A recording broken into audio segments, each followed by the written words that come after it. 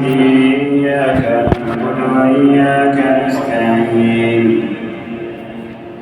اهدنا الصراط المستقيم صراط الذين أنعمت عليهم غير المغضوب عليهم ولا الضالين.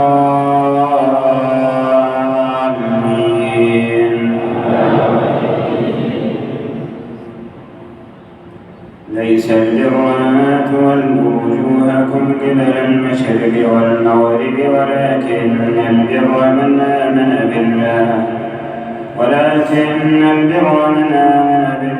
واليوم الآخر والملائكة والكتاب والنبيين وآتى المال على حبه ذوي القربى والمساكين وابن السبيل والسائلين وفي الرقاب وأقام الصلاة وآتى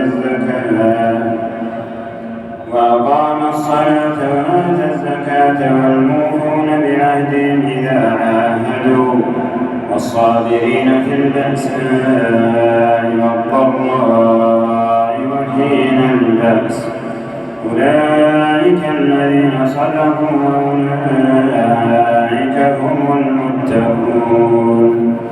يا أيها الذين آمنوا كتب عليكم القصاص في القتلى الحر بالحر والعبد بالعبد والأنثى بالأنثى فمن عفي له من أخيه شيء فاتباع بالمعروف وأداء إليه بإحسان ذلك تخفيف من ربكم ورحمة فمن اعتدى بعد ذلك فله عذاب أليم.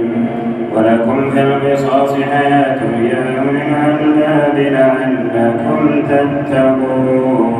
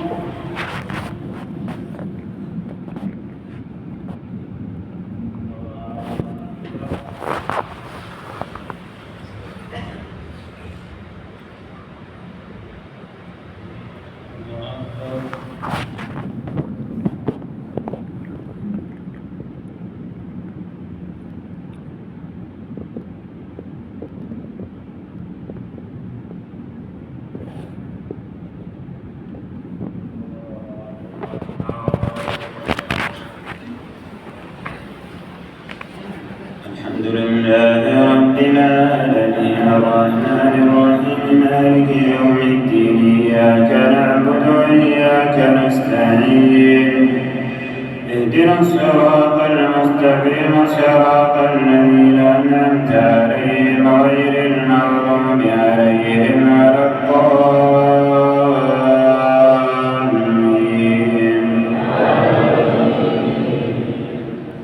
كتب عليكم إذا حضر أحدكم الموت إن ترك خيرا الوصية للوالدين والأقربين بالمعروف حقا على المتقين فمن بدله بعدما سمعه فإنما إثمه على الذين يبدلونه إن الله سميع عليم. فمن خاف من موص جنفا أو إثما فأصلح بينهم فلا إثم عليه إن الله غفور رحيم.